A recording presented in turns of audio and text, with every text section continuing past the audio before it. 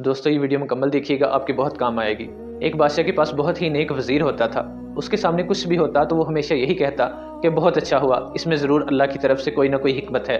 एक दिन अचानक क्या हुआ कि बादशाह कोई फल काट रहा था। फल काटते काटते वो छुरी उसकी उंगली पे चल गई, जिससे उसकी उंगली कट गई। जब वजीर ने ये देखा तो उसने कहा बहुत अच्छा हुआ, इसके अंदर अल्लाह की कोई ना कोई हिकमत है। बादशाह ने जब ये सुना तो वो गुस्से से पागल हो गया। उसने कहा क्या वजीर, तुम्हारा दिमाग तो नहीं खराब हो गया? मेरी उंगली कट गई है और तुम कह रहे हो कि बहुत अच्छा हुआ है। बादशाह ने गुस्से में आकर सिपाहियों को हुक्म दिया, इसे पकड़ो और जेल में डाल दो। वजीर को जेल में डाल दिया गया। कुछ अरसा गुजरा तो बादशाह शिकार करने के लिए जंगल में गया। जब जंगल में गया तो शोर मच गया कि शेर आ गया है, शेर आ गया है। शेर से खुद को बचाने के लिए सारे तितर बितर हो गए। बादशाह भी अपनी जान बचाने के लिए दौड़ा। दौड़ते दौड़ते वो एक ऐसी जगह पे पहुंच गया जहां पर पुराने कबायली जंगली लोग रहते थे। जंगली लोगों ने बादशाह को पकड़ लिया और अपने सरबराह के पास ले गए। सरबराह ने कहा कि ये तो बड़ी खुशी का दिन है, आज हमें एक ऐसा इंसान मिल गया है जिसकी बलि देकर हम अपने देवता को खुश करेंगे। बादशाह ने कहा कि मैं एक बादशाह हूँ, तुम ये क्या कर रहे हो मेरे साथ? तुम जानते नहीं हो कि ये पूरे मुल्क के ऊपर मेरी हुकूमत है, मुझे फौरन छोड़ो। उन्होंने कहा कि हम नहीं जानते कि कौन सा मुल्क कौन सा बादशाह, हम सिर्फ तुम्हारी बलि देंगे और अपने देवता को खुश करेंगे।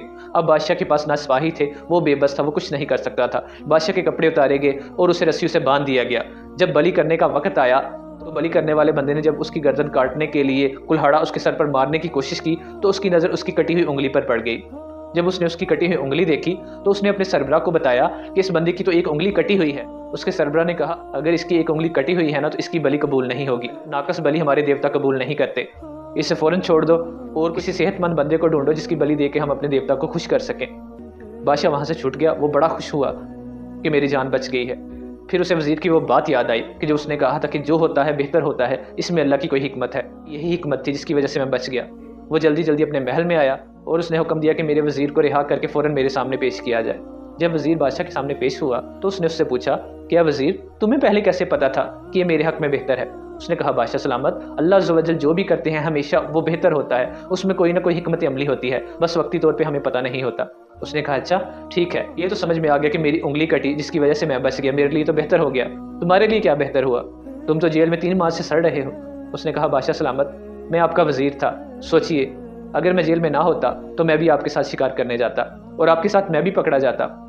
अब आपकी तो उंगली कटी हुई थी इसलिए आपकी बलि नाकस थी, इसलिए आप बच गए, लेकिन मैं तो बिल्कुल सही सलामत था। अगर मैं पकड़ा जाता तो क्या आज मैं जिंदा होता? बादशाह ने कहा वाकई तुम्हारी बात सही है, अल्लाह अज़्ज़ व जल जो करते हैं बेहतर करते हैं, बस हमें वक्ती तौर पे समझ नहीं आती। अल्लाह का हर फैसला सही होता है।